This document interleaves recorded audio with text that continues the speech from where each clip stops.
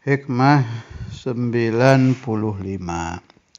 Rubbama fataha laka bab at-ta'ah wa ma fataha laka bab al-qabul. Kalau ini masih mafhum, ini gampang dipaham. Terkadang Allah membuka pintu ta'ah, tetapi tidak membuka pintu gebul, diterimanya taat itu. Kita sholat, puasa, zakat, haji, tanpa ikhlas ya tidak diterima. Taatnya sudah kita lakukan, tapi karena tidak ada ikhlas ya Allah tidak membukakan babul qabul. Ingin qabul, perbaiki. Latihan aqallu darajatil ikhlas, paling sedikitnya derajat ikhlas adalah kita memaksa nafsu kita di dalam taat. Mau sholat malas paksa, itu udah masuk ikhlas. Selanjutnya, ini yang tolong hati-hati pemahamannya ya. Banyak orang-orang yang baca hikam ini tergelincir di memahami ini. Wa rubbama qada 'alaika bidzambi fakana sababan fil wusul. Ini serem ini, jangan sampai salah paham ya. Terkadang Allah Ta'ala menakdirkan bagimu dosa, ternyata dosa itu menjadi sebab engkau sampai kepada Allah Ta'ala. Ini juga sudah pernah saya terangkan di bab dulu, tapi tidak mengapa saya ulang sebab ini bahaya. Bahaya kalau salah paham. Kalau nggak salah paham ya bagus. Ini sampai ada yang nggak usah saya sebut nama dan daerah ya, sampai telanjang bulat itu di jalan-jalan, di pasar-pasar. Gara-gara ada dosa yang menyebabkan wusul, dosa menyebabkan sampai kepada Allah. Jadi sengaja biar dicaci orang, biar dihina, untuk menghancurkan ego, menghancurkan ananiyah, sifat serba saya. Sifatnya Fir'aun, ana rabbukumul a'la. Tapi caranya keliru. Contoh, orang lagi kumpul sengaja minum khamr biar dicaci jadi tukang minum untuk membersihkan hati.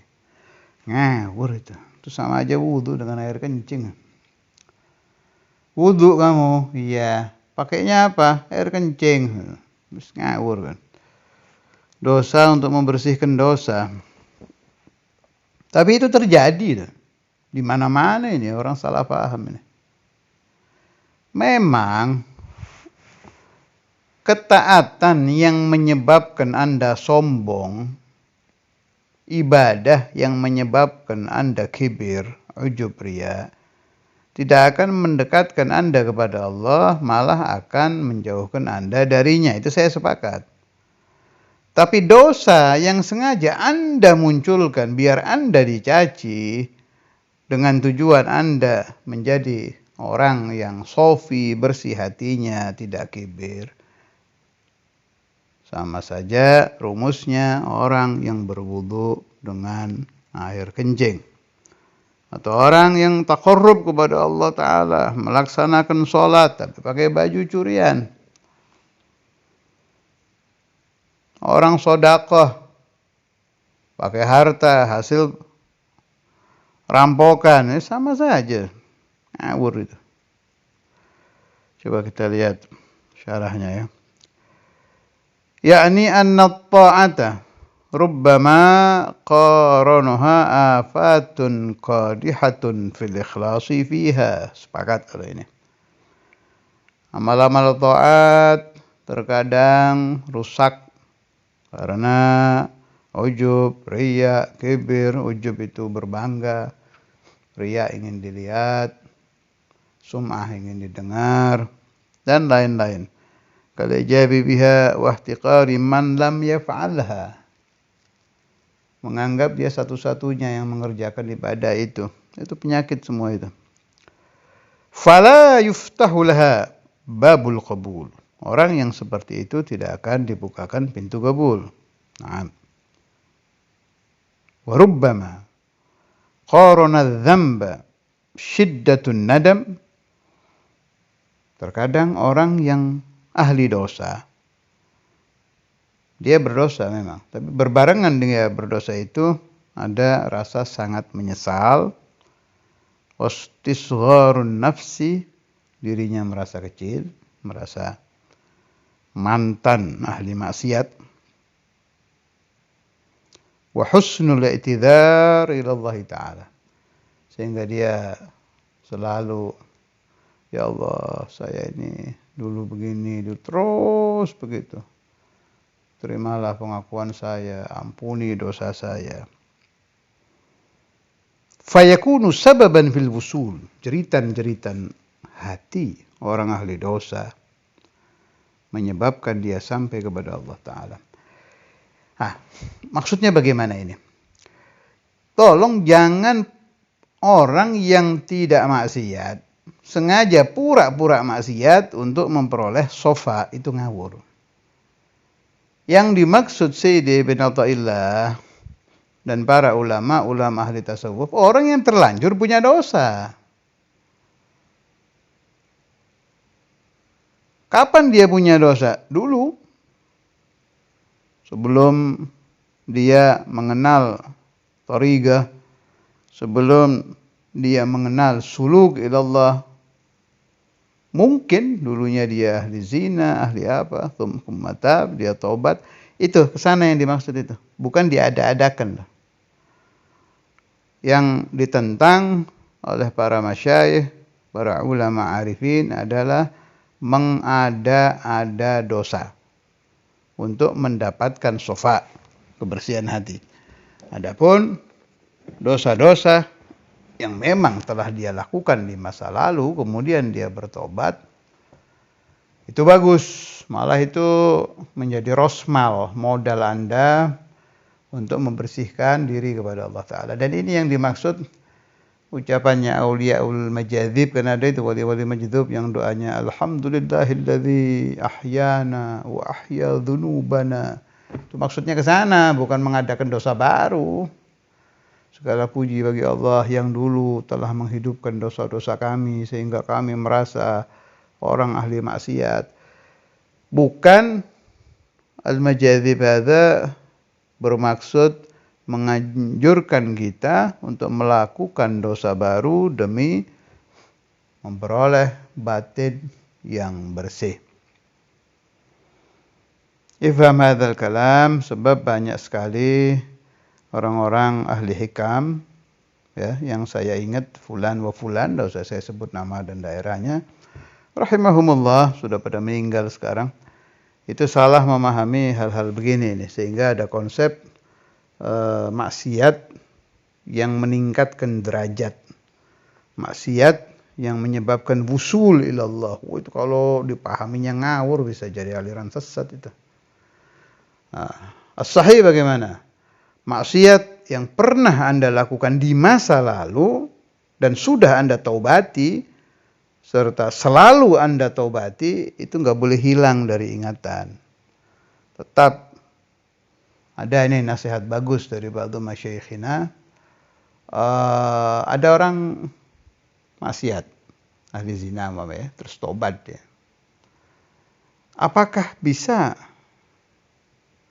bersihnya seperti orang yang dari waktu balik sampai mati tidak pernah zina? Dijawab oleh sebagian guru saya, kamu tahu kertas yang sudah sobek bisa dilem? Bisa. Bisa persis sempurna kembali seperti yang tidak pernah sobek? Jawabnya tidak, yaitu kamu. Omongan-omongan begini ini meskipun terlalu kasar, ya, tapi bagus, ini boleh dipegang kalau ini. Jadi si ahli dosa itu akan selalu terkenang bahwa saya ini ahli dosa, tobat saya belum diterima oleh Allah. Jadi tiap maulid, tiap mahaluk, ingatnya itu terus, sehingga dia memohon ampun kepada Allah Ta'ala dan istiqamah merasa kecil. Ini bagus. Meskipun nasihat tadi keliru loh itu. Aslinya itu keliru. Cuma biar dipegang itu. Itu jadi dakwah untuk orang-orang yang banyak dosa di masa lalu. Kalau ini saya cocok. Nah, dosa begini nih yang yakunu sababan lil wusul, menjadi sebab untuk sampai kepada Allah Ta'ala. Sebab syarat mutlak orang bisa diterima menjadi wasil ilallah kalau dia sudah tidak merasa punya maqam apa-apa. Gak ada rasa dia orang baik, gak ada rasa dia orang ahli sholat sunnah. Dia sholat sunnah, istiqamah, banyak sholatnya, tapi tidak pernah merasa sholat. Dia ahli sedekah, segala macam dia kasihkan orang, tidak merasa menjadi ahli sedekah. Dia ahli puasa, ahli segala macam ibadah, tidak merasa menjadi ahli puasa. Tidak merasa apa-apa, ini menjadi syarat mutlak orang bisa sampai kepada Allah Ta'ala. Kalau masih merasa saya ibadah ini, saya sudah begini, ada Fir'aun kecil, gak kira sampai. Masa ada Fir'aun arif billah? Ya gak ada. Itu Fir'auniyah, sifat Fir'aun. Al-dhunub, dosa-dosa di masa lalu itu obat mujarab untuk menghilangkan ananiyah, untuk menghilangkan sifat Fir'auniyah. Jadi mau sombong, ingat dulunya pernah maksiat ini. Mau merasa wasil, ingat dulu pernah begini. Ajib ini kan dakwah. Ini yang dimaksud. Yang dimaksud oleh Al-Imam Al-Arif Billah di dalam hikamnya. وَرُبَّمَا قَضَى عَلَيْكَ بِالذَّنْبِ فَكَانَ سَبَبًا فِي الْوُصُولِ. Dosa yang telah ditakdirkan Allah untukmu di masa lalu menjadi tangga, menjadi sebab engkau wasil ila Allah, sampai kepada Allah Azza wa Jalla. Karena itu para anbiya, para rasul, para aulia akan Anda temukan di dalam riwayat-riwayat beliau itu tangisan-tangisan yang mereka lakukan seumur hidup mereka karena kesalahan mereka yang sebenarnya bukan kesalahan, sebab tidak ada nabi maksiat, tidak ada rasul maksiat, juga tidak ada wali bermaksiat selagi menjadi wali. Jadi kalau aulia pakai selagi ya. Sebab Nabi Rasul maksum, kalau wali mahfud. Jadi pakai selagi. Bimakna kewalian itu beda dengan kenabian. Kalau kenabian dari bayi sampai wafat Nabi. Nggak ada mantan Nabi. Tapi kalau wali tidak ada jaminan dari bayi sampai meninggal. Bisa jadi dicabut. Bisa jadi sebelum menjadi wali bukan wali. Bisa jadi seumur hidup wali tapi tetap tidak pasti. Sebab kewalian tidak wajib hifz. Kalau kenabian wajib ismah. Wajib dijaga oleh Allah Ta'ala dari dosa besar, dosa kecil, makruh, dan khilaful aula. Kalau wali Allah Ta'ala menjaga, tapi bisa jadi dicabut oleh Allah Ta'ala. Wassallallahu ala sayyidina Muhammad wa ala alihi wasallam. Alhamdulillah.